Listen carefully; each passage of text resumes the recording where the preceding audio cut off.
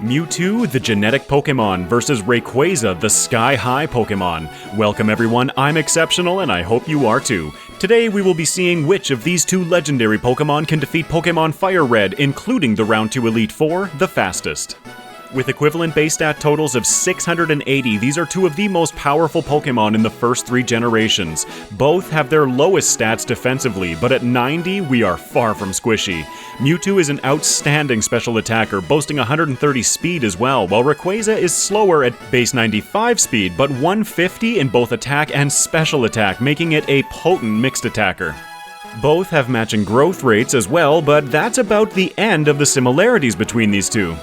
We have plenty more to cover, but first let's play out who's playing first today. We'll go with 1 to 10 for Mewtwo, 11 to 20 for Rayquaza. That's an 18. I choose you, Rayquaza! I feel like it goes without saying, but we're in for some fast playthroughs today. There are further details in the description, but I'll be keeping with my updated solo rules, using perfectly average versions of both Pokemon with 15 in all IVs before attempting a second optimized run with a perfect or near perfect set of IVs. In the first playthroughs only, I allow myself to cheat as a last resort. These first playthroughs are all about information gathering and feeling out a Pokemon for the second playthrough. Rayquaza's nickname today will be Shenron from the Dragon Ball universe. This has everything to do with my Mewtwo nickname, but Shenron felt fairly appropriate for Rayquaza. I hummed and hawed about what nature to go with, ultimately landing on Adamant. We learn Dragon Dance at level 30, and the ability to set up our attack stat makes me want to lean more into our physical side. Obviously, nothing in this first section of the game is going to stand in our way, so I make a beeline to Brock. We whip through the forest, only defeating the mandatory bug catcher Sammy. Shenron has two disadvantages when facing our first gym leader Brock. We're adamant, lowering our special attack so Twister will deal less damage. In addition to that, we're part flying type, adding a weakness to Onyx's Rock Tomb. I like to keep my runners mostly even, so let's pop back really quickly to discuss Mewtwo. Originally, Mewtwo was my favorite to win. Let me know who you predict will win in the comments section.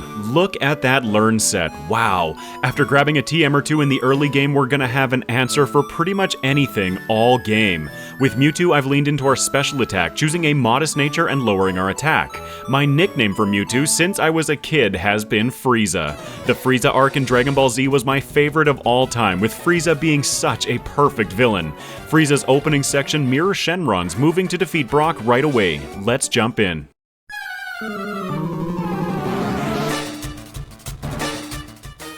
Both of our racers start with a move that benefits from Stab, or same type attack bonus. This adds a 1.5 times damage multiplier on top of our usual damage, and against Brock's rock-hard Pokemon that have weaker special stats, Confusion tears him apart.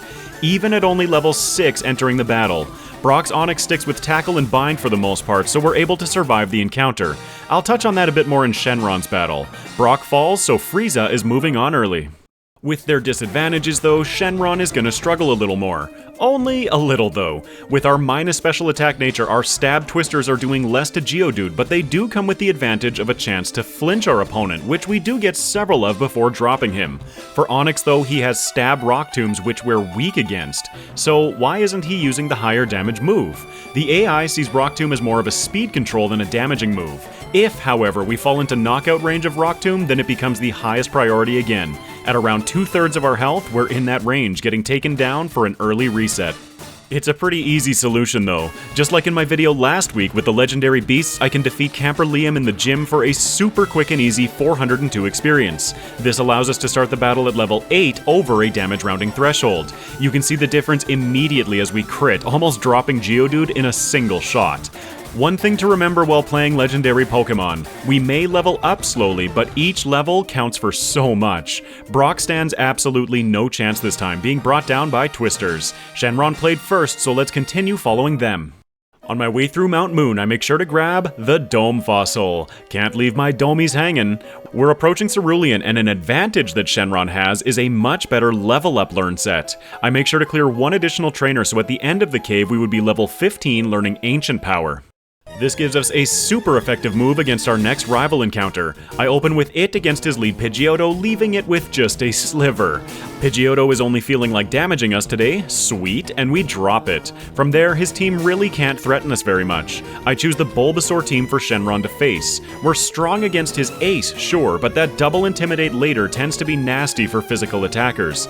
It's sure nice to face Bulbasaur and quad resist his Vine Whips for a change in this battle. We're successful, continuing along Nugget Bridge. On the other side, I make sure to pull down Camper Flint for access to TM43's Secret Power. It'll give us a 70 base power normal move with a 30% chance for a secondary effect based on terrain. Most of the time in this playthrough, that's going to be Paralysis. Shenron is ready to take on Misty next, so let's check back with Frieza. Frieza will be grabbing the Helix fossil from Mount Moon. With Frieza, I did not defeat any additional trainers, and I'll be taking advantage of the move tutor outside of the cave. Recently, I've been thinking about Mega Punch and Mega Kick, and have determined that sometimes, despite my biases, Mega Kick can be better. We'll see why in a second, but I choose to go with Punch, moving to Rival 2 next. While Frieza shreds apart Rival 2 with confusions and the odd Mega Punch, I have to explain why Frieza is my favorite to win. Once we defeat Misty, followed by Lieutenant Surge, we're given 2 TMs, 3 for Water Pulse and 34 for Shockwave. Upon teaching them both to Mewtwo, we have Psychic, Water, and Electric coverage. That pretty much means we have an answer for everything. That's why we're facing the Squirtle team, because, I don't know, he has Bite? Seriously. Mewtwo doesn't have any significant weakness to any of his teams. With him down, Frieza will be skipping Secret Power, so let's get into those Misty battles.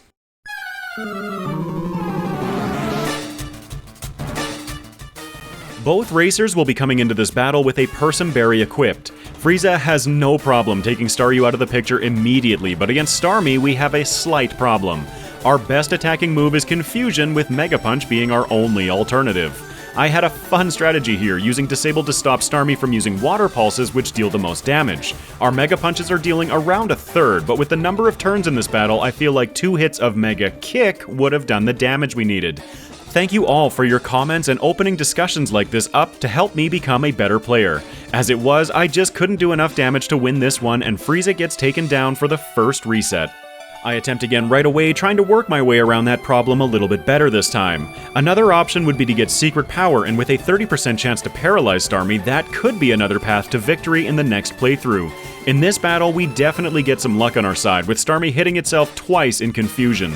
We end the battle barely victorious at 7 HP, but at the risk of letting some spoilers go, that's the end of Frieza's struggles for a long time. Shenron, on the other hand, has a very easy time against Misty. We leveled up to 20 while clearing the section leading to Bill's house and learned another fantastic move, Dragon Claw. Like all dragon moves in Gen 3, it's special, but even with our nature-reducing special attacks, Stab Dragon Claw is going to be a potent option through the next section. With our physical prowess and resistance to water moves, Shenron collects an easy second badge. On the SSN, I'll be doing a little bit of extra item collecting for both. Shenron will be dipping into the second room from the left on the main deck to collect TM31 Brick Break. I don't have a great answer for Steel or Rock types yet, but honestly, I end up deleting it soon anyways. More importantly is that I'll be grabbing all of the Trash Can Berries, as neither run will be grabbing an army of Meowths. We find ourselves quickly facing Rival 3, who, as it turns out, will remain a big pushover for us. Shenron one-shots his first 3 Pokemon, leaving Ivysaur at around a quarter. His highest damage output move against us is Leech Seed, so even after being put to sleep, we take minimal damage and finish off the rival. Our next major battle will be Lieutenant Surge. Frieza's path is the same, but instead of grabbing Brick Break, I'm going to be grabbing TM44 Rest from the lower decks. This is one of those instances where I'm not sure if I'll need it, but I'd like to have it just in case, particularly when heading into the Pokemon Leagues later. As you can see, I have not yet taught any new moves to Frieza. I'll do that after defeating Surge, because we really don't need much more than Stab Confusion right now. We aren't one-shotting everything like Shenron was, but it's really not slowing us down too much. With the rival defeated again, it's time to face Lieutenant Surge.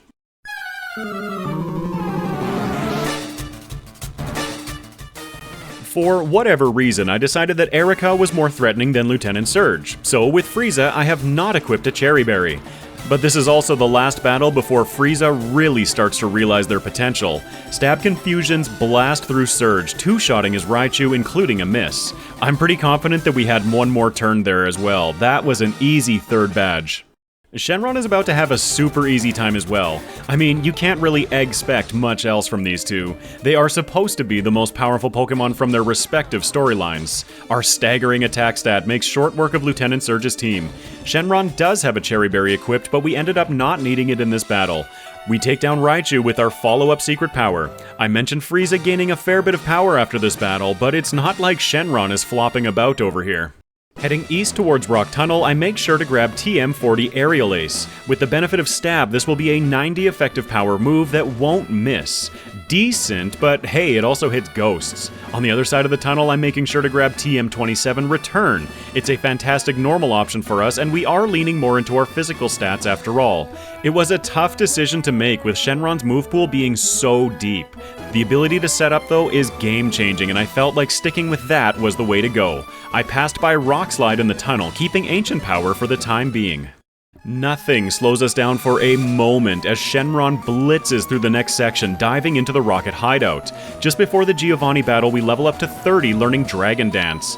This is our setup move, boosting our attack and speed by one stage in combat. Boosting speed is going to give us a much easier time as a physical attacker in the leagues. I get my closest call in this section of the game in the next battle against Giovanni. His Kangaskhan crits Mega Punch, bringing us to only 6 HP, but no worries, we've still got this. Shenron targets Erika next, so let's catch up with Frieza. Immediately after defeating Surge, I taught both Water Pulse and Shockwave to Frieza. So I really don't have much to say in the next section. The only part that differs is that after collecting Fly, I'm diverting east to Saffron. I'll do a quick bit of shopping, but I'm here for another reason. In the south row of houses, in the second one from the right, we can grab TM29 Psychic from Mr. Psychic. This is going to be Frieza's most powerful stab move for the remainder of the run. We're quickly caught up to Shenron's progress, making sure to grab the coin case on the way to Erika. I will be doing this with both runs, but I'm not entirely convinced that it's necessary for Shenron. For Frieza? No way, Jose, we're grabbing a treat from the game corner. In Erika's gym, Frieza faces the trainers on the right for special attack EVs, while Shenron handles the left side. Let's jump in.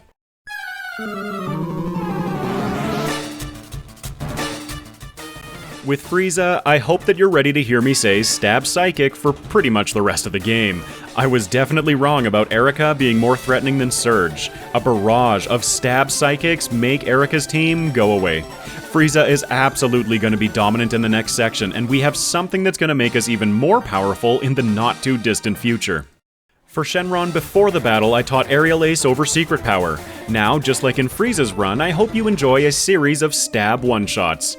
You guys, seriously, we're running with the best of the best today. We're kicking butt and chewing bubblegum, but we're all out of bubblegum. I've stuck with Shenron for a while now, so let's follow around Frieza for a while. Our next major encounter is Rival 4 in Pokemon Tower.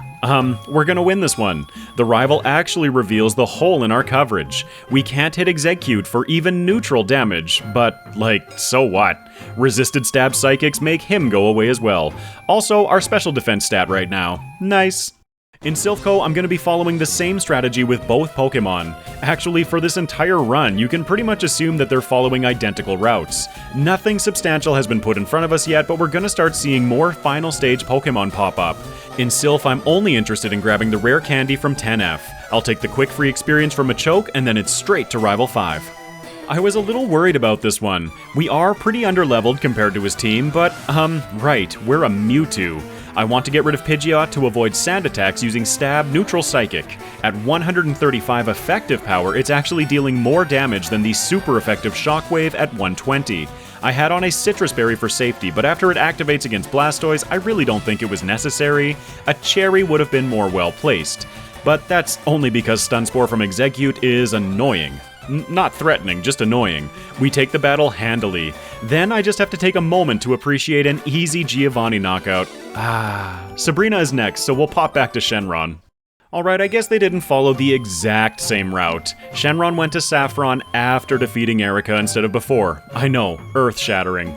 A big reason that I decided to hang on to Ancient Power over Rock Slide is that AP has a 10% chance to boost every stat in battle by one stage. I'll be calling it the Omni Boost from now on. We don't see one in this battle, but, aside from Gyarados, these are all one-shots again. Shenron will finish Pokemon Tower and the exact same item collection in Silph. Let's jump straight to Rival 5. In this battle, I'll be using Dragon Dance for the first time. It'll boost our attack and speed by 1 stage, and I'm now facing 2 Intimidates against the rival team. Speaking of that Omni boost, we get it here turn 2 against Pidgeot. So even after the 2nd Intimidate, we're at neutral attack, which, is plenty to clean house. I mean, the Intimidates really are the most threatening part. Check this out. We missed the one-shot against Venusaur, leaving him at a sliver, most certainly in Overgrow range. He then puts us to sleep, and we sit here tanking Stab, Overgrow-boosted Razor Leafs like they're nothing. Quad damage resistance is awesome. I guess we're also at +1. Thanks, Ancient Power. Sweet, that's the rival down. Yeah, I had to pause here with Frieza to appreciate an easy battle because poor Shenron is a physical attacker. An incredibly powerful one, but we're still going to be subjected to Poison Point. The first turn I deal damage? Sure. I set up 2 DDs here to avoid tangoing with that poison, but then I misclick against Rhyhorn using Aerial Ace instead of Dragon Claw, and we're down. Even without the poison though, Giovanni is adamant about being a thorn in my side. After an oodle of tail whips from Kangaskhan, Nidoqueen hits a body slam, ending us again. The things even get really hairy a 3rd time. At only 15 HP though, we're able to pull through the battle victoriously. This was a little bit brutal. We are absolutely beat to a pulp right now, so I move to the PC in the corner of the President's office. Depositing your Pokemon into a box, then withdrawing them heals them fully just like a Poké Center. Neato! Okay, party order is reestablished. We have some badges to collect.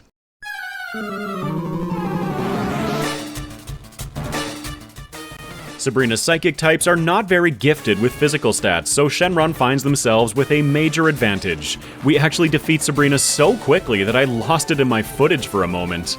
I even managed to misclick against Alakazam, sticking with the ancient power that I used on Venomoth, missing the one-shot. Alakazam definitely still hurts, and we are 4 levels lower with Stab Psychic doing about 2/3 of our max. That's it though, easy peasy. Here we have the very last thing that Frieza is going to seem to even remotely struggle with until the late game. I can't even say that we struggle here, we're never in any real danger. It's more that our damage output is lacking with 60 base power moves and a 75 effective power Psychic. Except Venomoth, we delete her. Once Sabrina falls though, we gain access to TM4 Calm Mind, increasing our special attack and special defense stage by 1. Oh yeah, Frieza is powering up to their final form. To be honest, the Twilight section of this gym challenge leading towards the leagues is going to be super straightforward for both racers. Instead of jumping between the racers, let's just make a blitz to the finish. I'll stick with Frieza, showing Shenron's gym encounters as we face them. Things have been happening so quickly that we've barely had a chance to check in with our competitors. Frieza came out strong against Brock, gaining an early lead. Shenron is hungry though, making up some time over the next several splits. That darn Giovanni battle though killed that momentum, and upon defeating Sabrina, Frieza leads by 2.5 minutes. We have 3 badges left to collect, so let's quickly carve through them.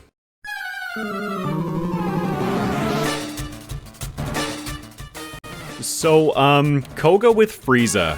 Sensational stab, psychic, squeeze, squishy, squelching stickiness as Koga's shrieking shrimps shrivel shamefully against Frieza's fearsome fury. I think figuring out this voice line took several times longer than the actual battle did. You're welcome? For Shenron, we have to be slightly more clever, but not by much. I delete his lead coughing with Dragon Claw, bringing out Muck. I do have a Pecha Berry equipped and decide to set up here since Muck's accuracy shenanigans are local to him. It doesn't matter either way because we have Aerial Ace, you say? Well, that's correct, but Muck is generally less annoying, and less likely to go boom. Once we're set up to +3, we can overkill his team. Easy. I can't get over how little footage actually separates all of these battles. It feels like we just teleported to Cinnabar, clearing the mansion and getting ready to face Blaine. I'll be skipping all of the trainers with both runs again, using the Poke Quiz mechanic instead.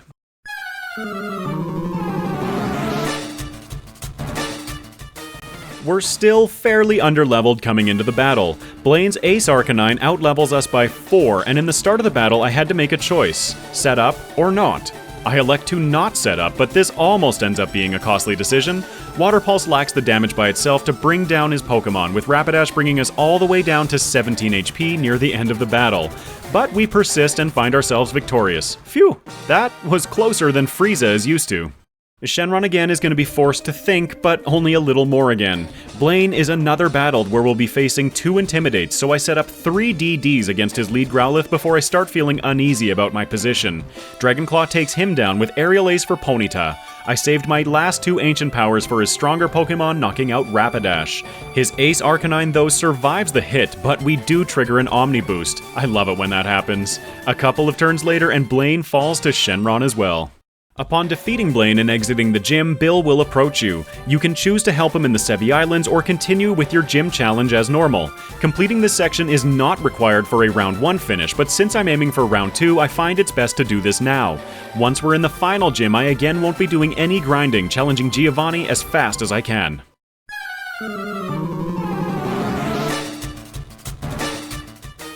Against Giovanni, Frieza only needs one thing again: Stab Psychic. I'm of course switching to Water Pulses against his 2 Rhyhorns, well, I guess Dugtrio as well.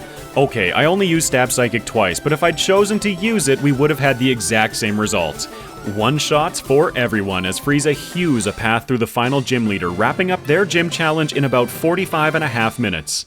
I haven't really gushed enough about Dragonclaw, I feel. Despite our minus attack nature, Stab Dragonclaw has been doing work throughout this run. I've been using it on a lot of battles, like the Rocket in the Hideout that has multiple Intimidates as well. I use it to delete the Rhyhorns, which also guards our speed. They have Scary Face, which drops us by 2 stages, so our Dragon Dances wouldn't be able to keep up.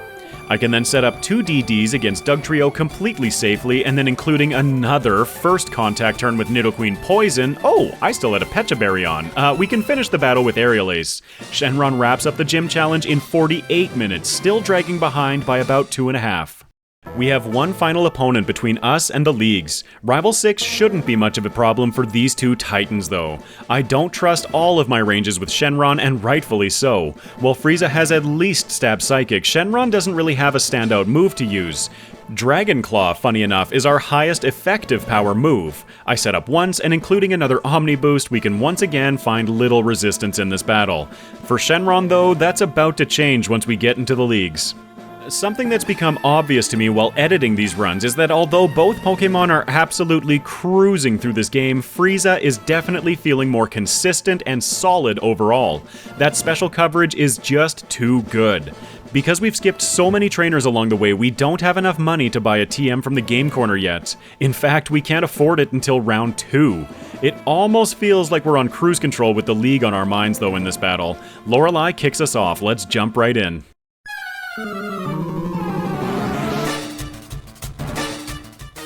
If there's one thing that Misty's gym taught us, it's that of all of the types to struggle against in this game, it seems that Frieza struggles with water types the most, so far. I'm not sure what setup I'm gonna need, attempting to only go to +2 in our first attempt. It's enough for Dugong, but not enough for Lapras. We get hit by a body slam paralyzing us and fall on the next turn. In the next battle, I try going to +3. We just barely don't get the one-shot against Lapras, so while she heals, I'm gonna set up once more. Oh yeah, +4? We got this. Lapras, Cloyster, and Slowbro all fall in short order, but then I end up missing the one-shot against Jinx getting put to sleep. This is usually a death sentence, especially when we sleep this long. With our special defense set up as well, though, she can't do a huge amount of damage. Oh, but apparently she can freeze us too once we wake up. We thaw, and it's curtains for her. Next is Bruno.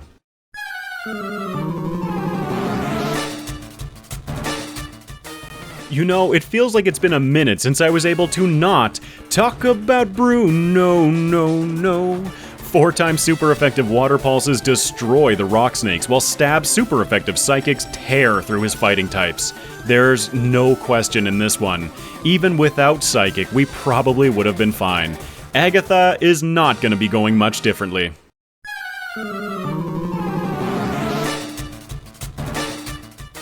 Calm Mind? Who needs Calm Mind? Agatha is the Ghost-type trainer, so of course her entire team of Poison types is weak to our, you guessed it, Stab super effective psychics. Frieza is a monster. Well, I suppose that fits. It feels like an evil Mewtwo is more than capable of widespread destruction. I mean, we've all seen the OG Pokemon movie, right? And Detective Pikachu. People really gotta stop messing with Mewtwo.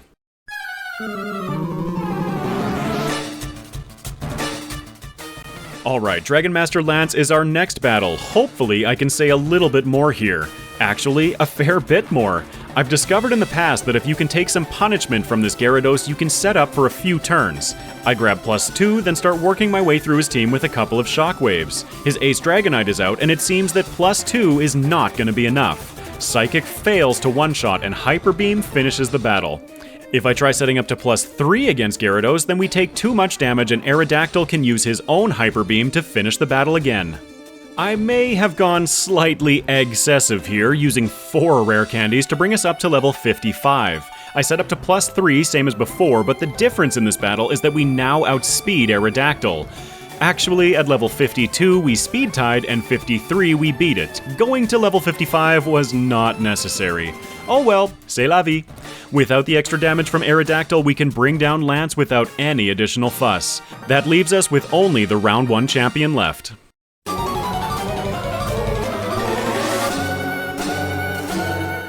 The perpetual pain of Pidgeot with sand attacks continues in this battle. I doubted our one-shot range here, so I set up 1 Calm Mind while my accuracy is dropped. That's just the way she goes. At least we have Shockwave that won't miss.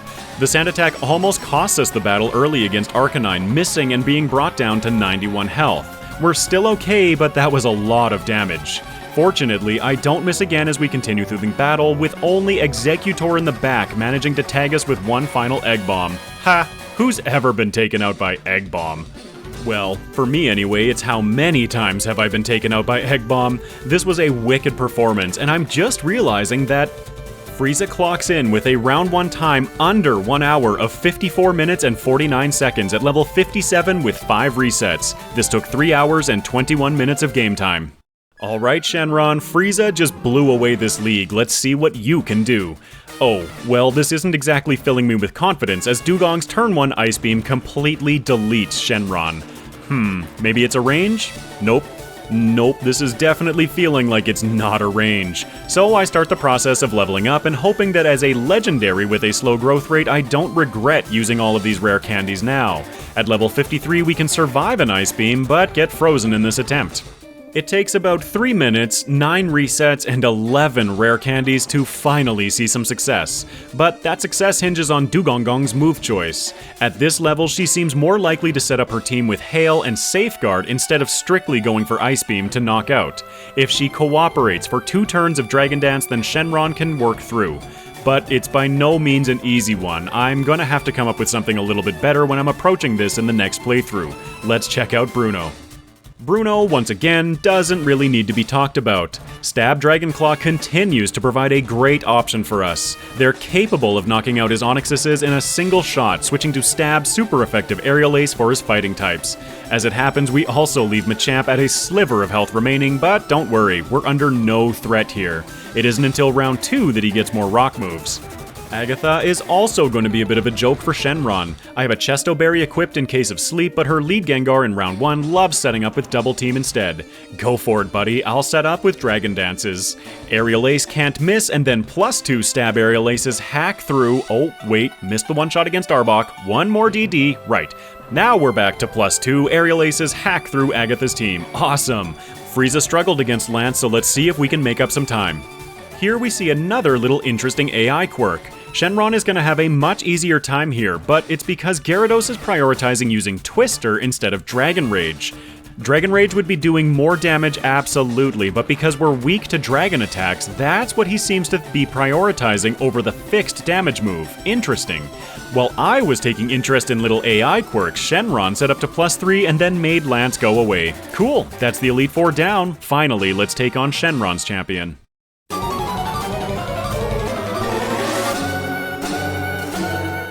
Please no sand attack, please no sand attack, sweet!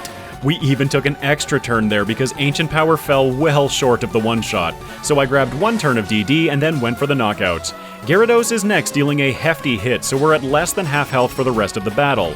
Stab Dragon Claw remains enough for Rhydon, and then Aerial Ace handles Alakazam, and we grab another Omni Boost against Arcanine. We're getting pretty beat up in the latter portion of the battle, but we're also super set up. Venusaur isn't a one-shot as we're back to neutral attack, but with 48 health, we have more than enough to deal with this grass type. It's interesting that Frieza was stuck briefly against Lance, while Lorelei held back Shenron.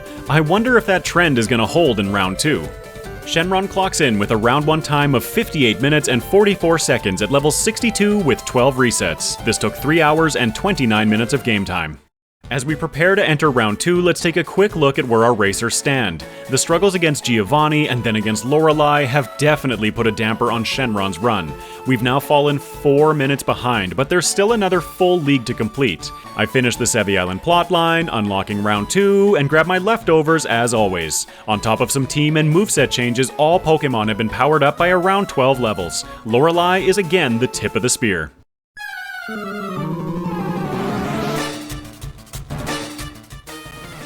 Well, that's a nope right away, as Shenron starts round 2 identically to round 1. Flat on our faces. I'll skip us ahead a few more resets. I've used my last 2 rare candies to find some amount of success. I can now survive 1 Ice Beam, and as luck would have it, I also get an Omni Boost while taking out Dugong. But then we miss the one-shot against Cloyster by a sliver, dropping to Ice Beam. Well, that's frustrating. Usually this is the part where I'd cheat in some rare candies to not have to go grind, but I just felt so dirty needing to cheat in rare candies. This is a legendary run, man. I'm not prepared for that. So I leave the league, going to my favorite post-game grinding spot on Seven Island with the Versus Seeker. We don't need much from out here. I plan on going back in at level 70. Jumping back into the battle, it seems that level 70 has cued Dugong to start using more setup moves again, favoring Double Team over Ice Beam. Lorelei sits there setting up while I get in my own setup, +3 with Dragon Dance and go for the sweep. It's a real shame that Aerial Ace can't miss, eh Lorelei? For a little bit of extra over-the-topness in the successful attempt, we also get an Omni Boost while taking out Cloyster. It is genuinely amazing what a few levels worth of stats can do on a legendary. With the big bad Lorelei out of the way, let's go check out Bruno.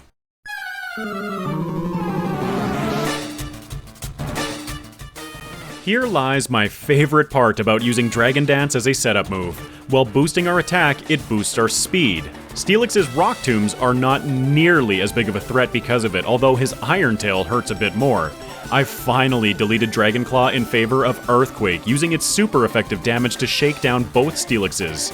It's +2 stab super effective Aerial Aces for the rest of his team, ending the battle having nearly fully recovered because of leftovers. That felt more like a legendary. Agatha can be a pain, though.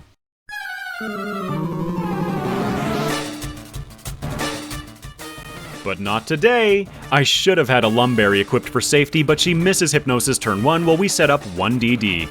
It's Curtains for her lead Gengar, Crobat, and then Arbok using one of each of our attacking moves. Cool. Arbok's Intimidate cut our attack though, so we miss the one-shot against her lead Gengar. Piece of cake. 1 extra turn of setup and we win. Probably should have just attacked. Oh well, the Dragon Doctoral follows.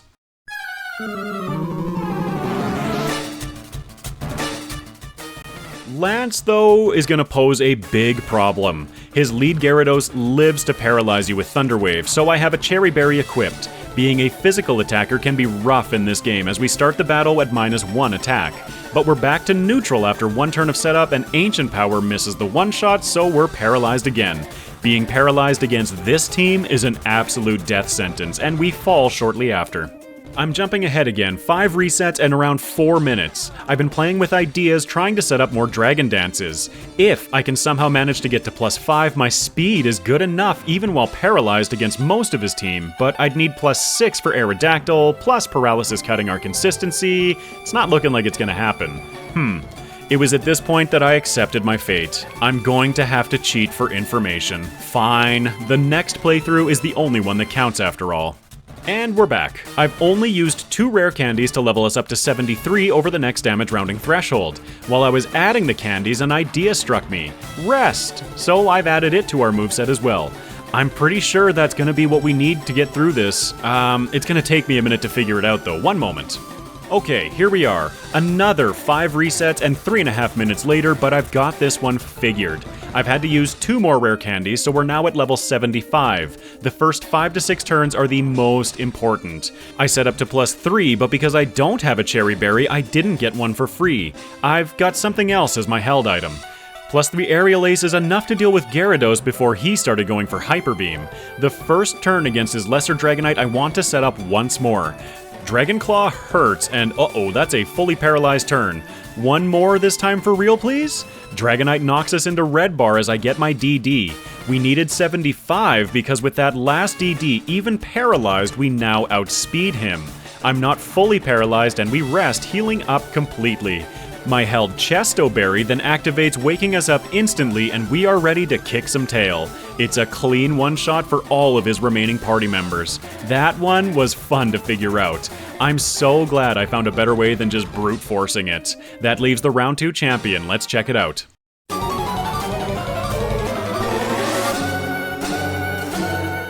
I have two options against his lead Heracross. Take it out immediately with 4x super effective Aerial Ace, which is my usual choice given that it knows Rock Tomb.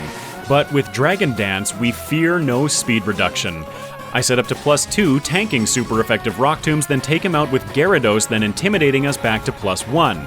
I start dancing with setup and missing knockouts, but Gyarados outplays us in this one.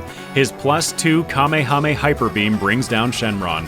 I jump right back in, this time with a miss from Rock Tomb and a misplayed counter. We're at +4.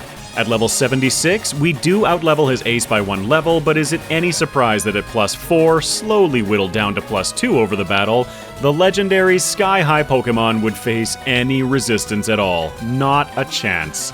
Nothing can stand against our overwhelming power. Let's just ignore the 35 resets at the bottom of the screen there. The champion has fallen. So things got a little bit rough for Shenron here. I'll need to do a little bit of testing, but I think that I have a pretty solid idea of what I'm going to do for the next playthrough already.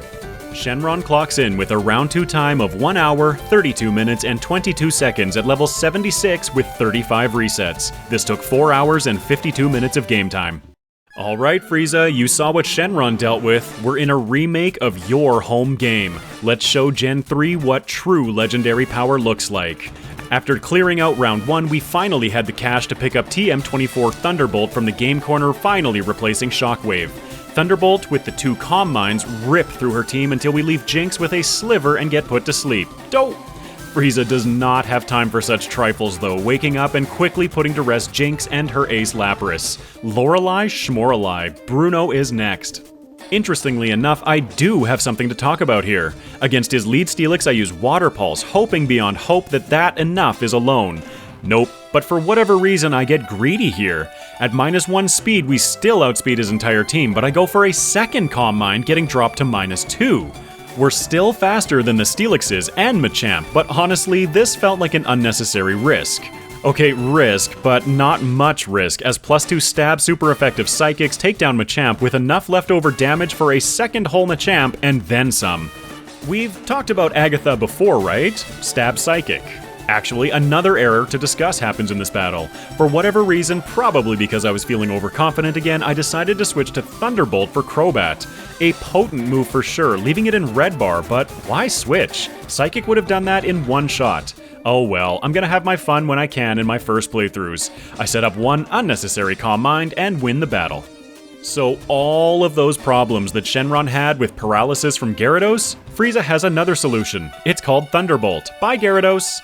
I'll just get myself set up against Kingdra. I'll only need +2 after all, and then I can wipe out his whole team with, you guessed it, Stab Psychic. Who needs Ice Beam anyway? It was a tough choice between Thunderbolt and Ice Beam, and I'm thinking that Thunderbolt was the right one. Lance falls, leaving one final challenge in these first runs. Frieza's round 2 champion.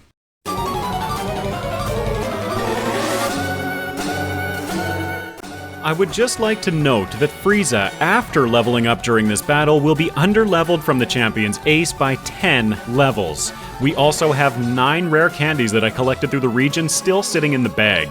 Stab super effective Psychic makes Heracross go away, then I grab all of my setup against Alakazam. I'm going to +3, slowly continuing to recover with leftovers. At +3, the champ stands no chance. Well, almost. Tyranitar survives Water Pulse, but he gets confused and hits himself in confusion, knocking himself out. Ha, awesome. Even our resisted Psychic brings down Exeggutor in a single shot, and with nobody else able to stand up to the power of our legendary genetic Pokemon, the game is defeated. As Frieza goes to the Hall of Fame, there's something else that I want to point out. Our first playthrough completion time is about to be 47 seconds faster than Kyogre's second playthrough. Frieza clocks in with a round 2 time of 1 hour, 9 minutes, and 37 seconds at level 65 with 5 resets. This took 4 hours and 17 minutes of game time. We're going to be moving at breakneck speeds through these second playthroughs, as I'll only be discussing the changes that I made or things that I found interesting. Neither runner required much tweaking at all, and I am so ready to show you these results. Both runners maintain their natures, increasing to perfect 31s in every IV, and a single character nickname to save every little bit of time that we can. I followed the same strategy as last time, heading straight to Brock. I defeat camper Liam first, leveling up to 8, and then flatten Brock, leveling up to 10. Nothing really changed. On the way through Mount Moon, I make sure to grab the Dome Fossil. I've maintained defeating one additional trainer as well to level to 15 before exiting the cave. I then rock Rival 2, but Rayquaza has one small problem here. This is a really rare thing for me, really, but our overall small PP forces us to return to the Poké Center before continuing along the route. It's unfortunate, but I'm not convinced there were any other options to avoid that. It's not a big deal, it's just cold in here, right buddy? For the most part, both runs remain largely the same as last time. I'm still grabbing Secret Power, and upon leveling to 20, we learn Dragon Claw as well. That's it. We were so close to not having any PP problems at all. I defeat Misty. Then on the SSN, I'm making sure to duck down and grab TM44 Rest. The Resto Chesto strategy for Lance is just too good. I'll be skipping Brick Break this time, almost forgetting my own strategy there for a second, grabbing the berries and continuing along the same route as last time. I defeat Rival 3 at full health, then Lieutenant Surge saving my Cherry Berry for a much later battle. Then we're quickly in the mid-game, clearing the Rocket Hideout with only 21 minutes on the timer. The mid-game strategy remains the same as last run, relying on Ancient Power for coverage with Aerial Ace and Special Dragon Claw. We're about to learn Dragon Dance, which will lock in our moveset for quite a while. I finish off the Rocket Hideout, then defeat Erica, Rival 4 in Pokemon Tower, and poof, we're in Silphco. That was a huge amount of plot in only about 6 minutes of game time. Nothing has slowed Rayquaza down for a second. We'll only be grabbing the rare candy on 10F along with the vitamins to sell. Neither runner needs speed, but they both want cash. Rayquaza didn't grab the coin case though. We want cash for a different reason. I defeat Rival 5, but it was against Giovanni that we found a little bit of trouble last run. Koga is usually the biggest motivation I have to save my Pecha Berry. He feels much safer than Giovanni, so I have it equipped, saving us immediately from a poison. I'm not messing about this time, setting up to +3 before going on the offense. First turn using an attack and move? Poisoned. You gotta love it. But that setup gives us more than enough to outdamage the poison this time. I then defeat Sabrina, and make my way south down Cycling Road. For vitamins this time, I maxed our attack with proteins, investing our remaining money into zinc for special defense. Anything to make Dugong hurt less. We're not done spending money either, but we are ready to continue smashing through gym leaders. I defeat Koga, but then Blaine almost gets the best of us. I set up 2 Dragon Dances against Growlithe while resisting his best efforts. I sweep through the first 3 members of his team with ease, but then against his Ace Arcanine I need to set up a little bit more. We can survive for a little bit here, setting up one more DD, but then missing the one-shot. Arcanine responds with Takedown, bringing us into low red bar, but knocking himself out with recoil damage. Whew, that was a bit closer than I wanted. We can then help out Bill in the Sevi Islands, moving to finish the gym challenge next. I defeat Giovanni shortly after, of course having being poisoned again, finishing the gym challenge in 42.5 minutes. Rival 6 falls right after, and we're in Victory Road next, where Rayquaza is unfortunately going to be doing a little bit of grinding. I want to be level 50 before we enter the league, so we don't have very much grinding to do, but it's still unfortunate. My final stop after completing that grinding is back in Celadon Department Store to buy 2 more Zincs to grab that last little bit of special defense, but I also bought 2 copies of TM31 Brick Break. I told you it would be back. I end up not needing the second, but I had a pretty solid idea here, mostly. That concludes Rayquaza's changes leading up to the leagues. Not much, I know. Mewtwo has been even fewer. Mewtwo as well keeps the same nature modest. You'll have to forgive me as I cut out a lot again, as not only are these second playthroughs very similar to the first, but they also, both runners, followed almost identical routes through the gym challenge itself. There was a lot of overlap in this one. I decided to face camper Liam with Mewtwo as well, then I defeat Brock quickly with a barrage of stab confusions. On the way through Mount Moon, I make sure to grab the Helix Fossil. I have a number 1 spot finish in mind with this run, and I'll take any time save that I can get. On the other side of the cave, I teach Mega Kick this time, though honestly, I think I should have taught both. Oh well, it all works out just fine.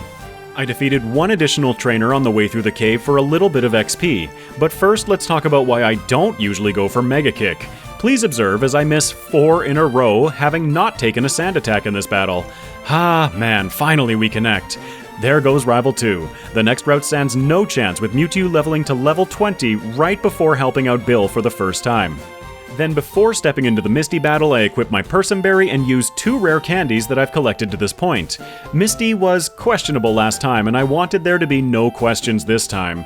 Staryu is hardly worth mentioning, and with the addition of Mega Kick to our moveset, we can 2-shot Starmie with room to spare.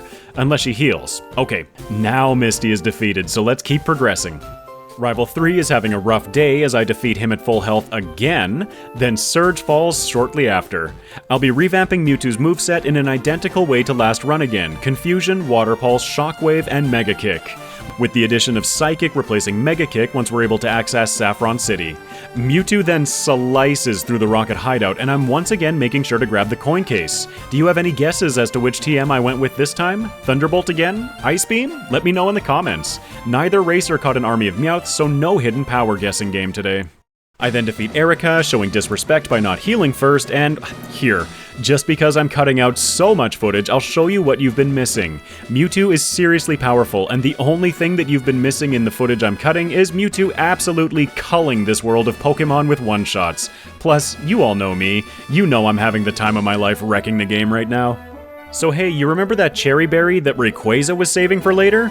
Well, Mewtwo forgot to use it against Rival 5. Did that sentence make sense? Nope. But that about describes what happened. Sometimes my wires get a little crossed when I'm doing consecutive runs. It's again of no threat, only annoyance, dropping Rival 5 almost as quickly as Rival 4. Sabrina falls, giving us access to Calm Mind, followed by Koga, and I want to take a second to recognize something amazing. I'll reveal all of the splits in a minute, but through Sabrina and Koga, Mewtwo led the race by 1 second against Sabrina, with Rayquaza pulling ahead by 3 seconds against Koga. This race is tight. Across the sea as we face down Blaine, it's Mewtwo's turn for a touch of trouble. My strategy here is to set up 2 Calm Minds and win with Water Pulse. The problem is that Growlithe gets a turn 1 critical Fire Blast, which also happens to burn me. I desperately tried to accomplish something, but that's Mewtwo's first reset. Let's watch that battle again, but without the crit and burn from Growlithe. We one-shot his entire team. Ah, that's better. There hasn't been anything else of interest so far. Did I not mention vitamins? That's because Mewtwo didn't buy any. All of our cash is devoted towards another cause. Blaine falls, and then we can bring down Giovanni right after, completing the gym challenge in 42 minutes, about half a minute ahead. Before starting my quest through Victory Road, I dip back to Celadon to pick up Thunderbolt. While Mewtwo is buying coins, let's check out those splits. Both of our runners have been making up time from the very beginning. Even with Mewtwo facing the extra battle, we still save 15 seconds, while Rayquaza has definitely made more impactful time saves.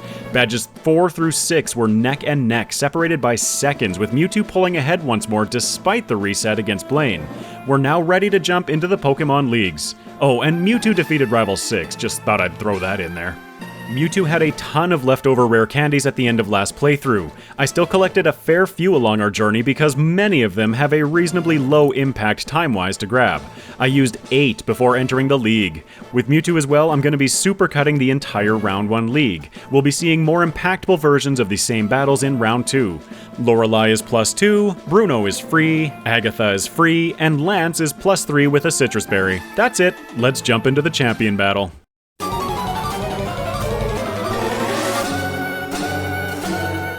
I start the battle with a misclick going for Psychic. Whoops. Well, no harm, no foul as we crit and take down Bird Brains. What I actually meant to do was use Thunderbolt, but nothing's really changed. I set up to +2 against Arcanine, tanking some flamethrowers and an extreme speed, and then sweep his team. Yeah, we're still 5 levels under-leveled here as well. Mewtwo is truly demonstrating what a legendary performance looks like. I know I cut most of that league, but trust me, every battle went as smooth or smoother than the champion just did. Mewtwo clocks in with a round 1 time of under 50 minutes, 49 minutes and 46 seconds at level 59 with 1 reset. This took 3 hours and 9 minutes of game time. For Rayquaza, I'm going to be showing the introduction to the league since we struggled so much with Lorelei last time. Once we were through her though, the rest of the league fell in short order. After grinding to level 50 in Victory Road, I used 8 rare candies, leveling up to level 58 just like last time. This time though, we have rare candies in reserve, and with the focus on special defense EVs, we have 150 instead of 133 at the same level. All we need is +2 against Dugong, but she has to cooperate. If she goes for Safeguard and Hail, we're fine, but if she happens to throw a single Ice Beam, the attempt fails. So much for perfect runs today. With all of the additional foundational work we put into our special defense, Dugong is fairly likely to go for the moves that I want, grabbing our +2 in the next battle. It still isn't a guaranteed win, as I do need to set up once more against Slowbro after missing the one-shot. Lorelei is by no means a safe and secure battle, but with her defeated, the other 3 league members fall in short order. I set up to +1 against Bruno, +2 against Agatha, and +3 for Lance. It just kinda worked out that way. Our trek through the league levels us up to 60 in preparation for the Round 1 champion. Check it out.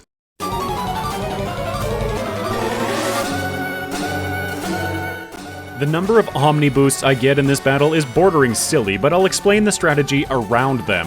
Against Pidgeot, I need to set up once for a one-shot with Ancient Power, unfortunately getting tagged by Sand Attack once. AP then strikes true, also giving us our first Omni boost. Against Gyarados, I set up one more DD as I want to be at +3 in total. AP gets a second Omni boost, and yeah, +3 on Gyarados was the win condition, and we're way more set up than that with our other stats. Arcanine then intimidates us back to +2 attack. Ugh, the attack stat has been a little hard to track in this one. Aerial Ace misses the one-shot, but I know this is a range, so after he heals, we bring him down on the next shot. +2, stab, super effective Aerial Ace, then brings down his Ace Venusaur in the back. Oh yeah. I remember being very excited about Mewtwo clocking in under 50 minutes in round 1. I think this race may have just been decided, but hey, we still have some game left to play. Rayquaza clocks in with a round 1 time of 54 minutes and 5 seconds at level 62 with 1 reset. This took 3 hours and 23 minutes of game time. As our racers prepare themselves for the final leg of the race, let's see one last time where we stand. Mewtwo now commands a fairly dominant lead, 4 minutes and 19 seconds ahead at the end of round 1. I have no further changes to discuss, so let's stick right into those round 2 leagues.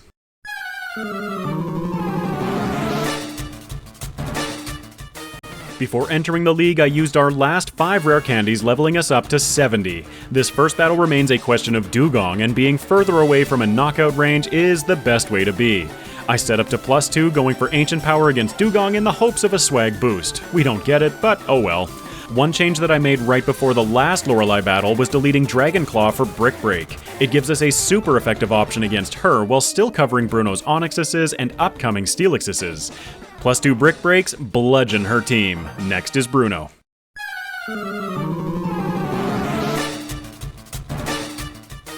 We're using the slightly weaker Brick Break instead of Earthquake this time, so I have to set up to +3 against Bruno. It's a perfectly average exchange, with DD keeping our speed intact while he crits with 1 Rock Tomb, hitting normally on the second, and then missing the third. +3 super effective Brick Breaks bust up the Steelixes, switching to stab super effective Aerial Ace for his fighters. We are aware that these mid battles aren't where Rayquaza struggled though. Agatha is next.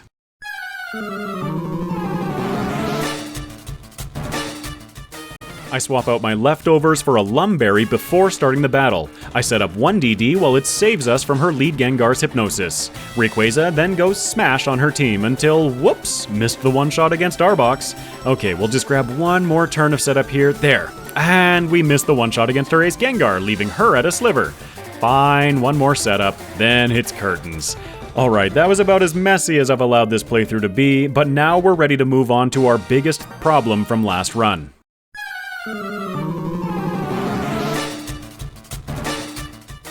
The Lance encounter requires a fair amount of luck, but honestly, with our better foundational work in this playthrough and overall higher stats, we have some amount of comfort. I taught Rest over Brick Break, and I have to get 3 DDs in against Gyarados while being paralyzed after the first one. I have 1 turn of grace here where he will set up once more, then having a high chance to go for Hyper Beam with a low chance of setting up again.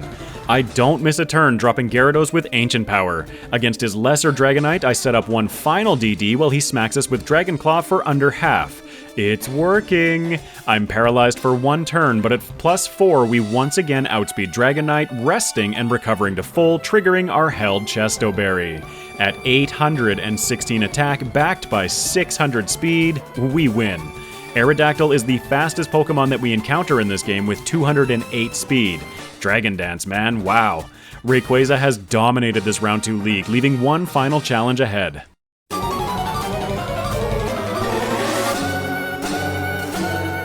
Alright, let's hope that Heracross isn't too mean to us while I get in our setup. Turns out he's feeling reasonably mean today, getting a critical hit on his 3rd Rock Tomb, but we're now set up to +3 attack and our 200 speed is still intact. I have great news though, +3 is all we needed. I didn't end up needing the 2nd copy of Brick Break, instead teaching Earthquake again for Tyranitar and Arcanine. Yeah, that just ended up being better.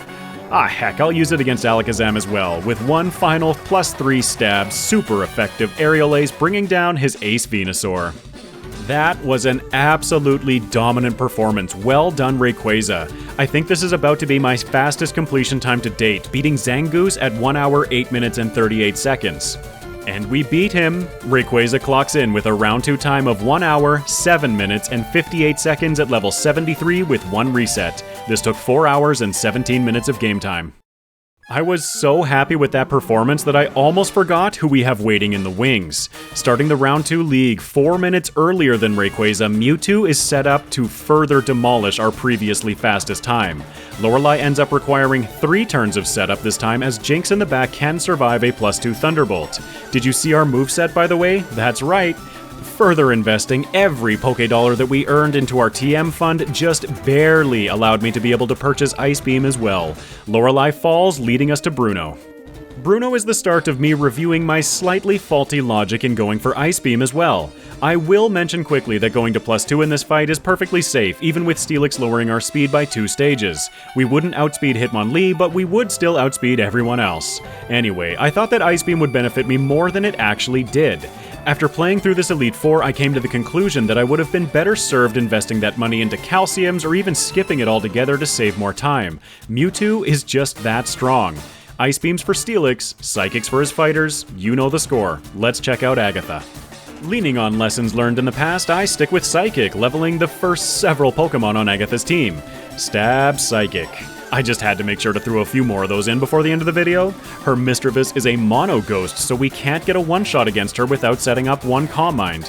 Just had to be one there, didn't there? The battle after that is ours. Surely Ice Beam against Lance is gonna make that battle easier? Well, not really, honestly. The setup is exactly the same as what we needed last run. I take out Gyarados immediately with Thunderbolt, then set up to +3, while Kingdra just sits there confusing themselves by setting up their physical attack and then using special moves. Oh, Gen 3 AI, I just love it sometimes. With our setup done, Stab Psychic brings down Kingdra, then 4 times super effective Ice Beams level his Dragonites with a final shot bringing down Aerodactyl. Usually Ice Beam feels so satisfying here, but I don't know, they just felt hollow this time. Well, anyway, that's Lance. The final battle of the video is Mewtwo's Round 2 champion.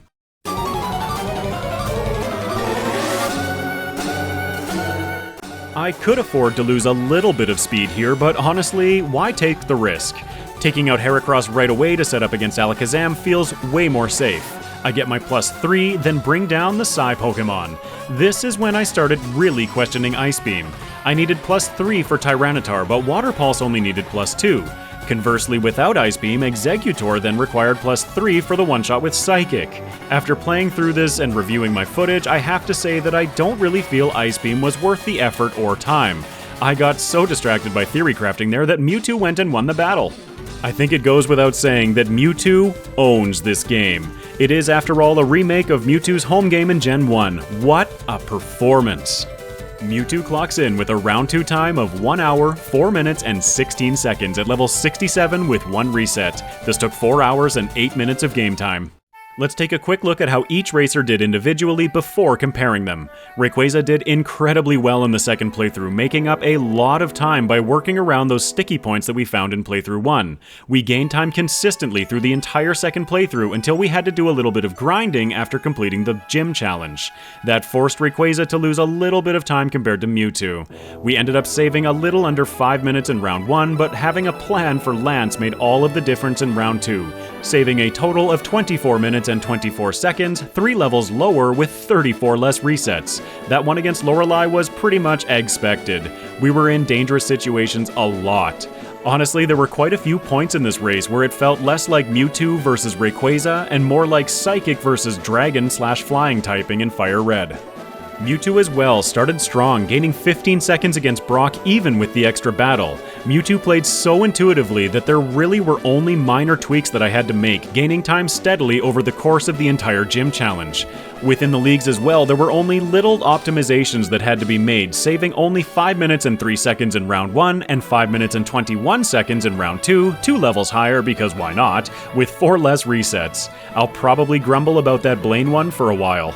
Let's compare the two and really appreciate how good they both are. Mewtwo's 1 hour, 4 minutes, and 16 seconds is now my fastest completion time to date, beating out my now second fastest time with Rayquaza by 3 minutes and 42 seconds. After that we have Zangoose using the Versus rules at 1 hour, 8 minutes, and 38 seconds. It's a shame that Rayquaza's dominance felt so overshadowed by Mewtwo's.